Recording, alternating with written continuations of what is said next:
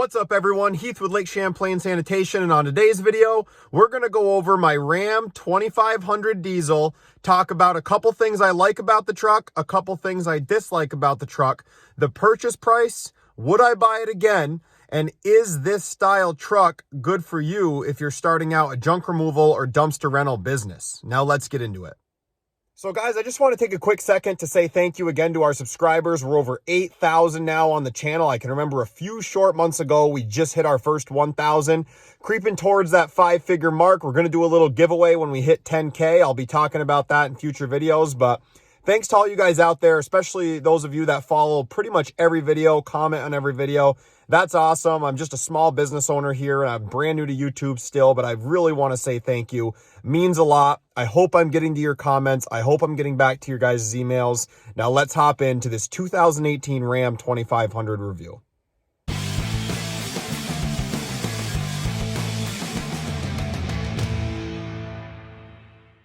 Pro number one, guys, pretty obvious is the power of this diesel engine. The 6.7 Cummins, I think personally, is probably one of the best engines in class. Again, personal preference here for power.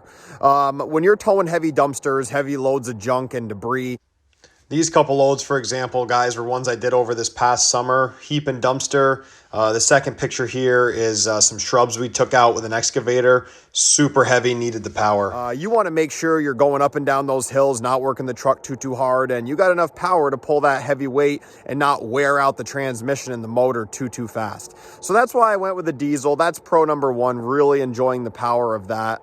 So far, transmission's been holding up good. I know in it's either 19s or 20s, they went with an ASIN transmission. It's a new, I think it's got more speeds in it. Excited to try one of those in the future, but right now we're sticking with the truck that I have. Pro number two, I'm going to flip the camera around here and show you. I have these mirrors that, you know, when I'm riding around not towing, I keep them down. But these mirrors, guys, easy flip out, give you a lot of visibility. These are power adjust mirrors, which is nice. And that's a nice feature on Ram. I think they even put them on some of the 1500s. And yeah, I've liked that so far. That's worked out excellent for me. You're not using it. You flip it right back down, a quick adjustment, and you're on your way. Now, I would like to comment on a couple options on the truck that, like I said, are pros to me, but not always standard. You can kind of see the cab lights up there.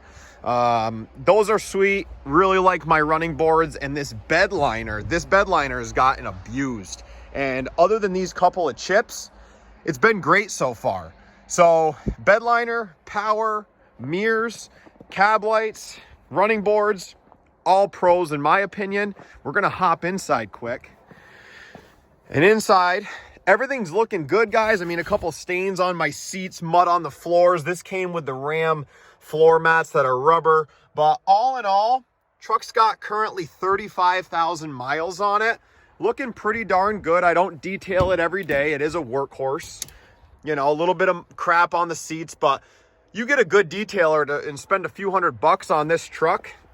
This thing would look brand new if you're going back to trade it in. So I gotta say, I mean, I hop in and out with pens in my pockets and everything, and haven't punctured the seats yet, and everything is still looking good on the inside. Now, one of the biggest cons that I'm going to talk about, and this is personal preference, I don't think this is going to happen unless you're towing a lot like me, is the stock tires that Ram puts on these trucks, guys. They're a Transforce AT. I think they put them on everything from the Tradesman right up to the Laramie, if I'm not mistaken, unless you get like a Rebel package or an off-road tire from the factory. You're going to get those Transforce ATs. I think I wore my set out in about 9,000 miles. My wife's father has a gas job, and he doesn't tow as much as I do, and he's got about 22,000 miles out of his. So like I said, it is definitely a personal thing, but the tires I feel are really cheap for a heavy duty truck. I have upgraded them now. I'll show you. To some Coursers, some Mastercraft AXTs, really aggressive tire, road hazard warranty. I think it's 40 or 50,000 mile warranty. You know, $800-900 for a set. And I did correct the problem of the stock tires, of course, once they wore out. My cons list, things I don't really like about the truck, is pretty short. The tires were the biggest gripe, and I had a transmission reflash issue that really didn't put me down. The truck was shifting funky. I think I was lucky it didn't put me down, but I brought it into the dealership. The dealer did great. They had me the truck in 24 hours. They reflashed the computer, and I was back on the road. So really, guys, stock tires and that reflash in the computer are the only two gripes I have about this truck so far, especially for the price that I paid for it, which we're going to get into next. All right, guys, so let's talk price. So when I bought this truck, it was, I believe it was like late 2019, and this was an 18. So this thing was going on a 2-year leftover.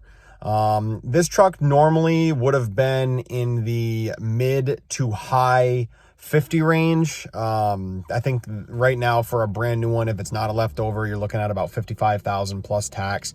Rebates, you know, depending on what rebates you qualify for. I didn't qualify for very many, other than like a business owner one, but I was tax, tag, title, everything out the door, just under $54,000. I think I was in the high 53s, which I thought was a pretty darn good deal for a brand spanking new diesel truck.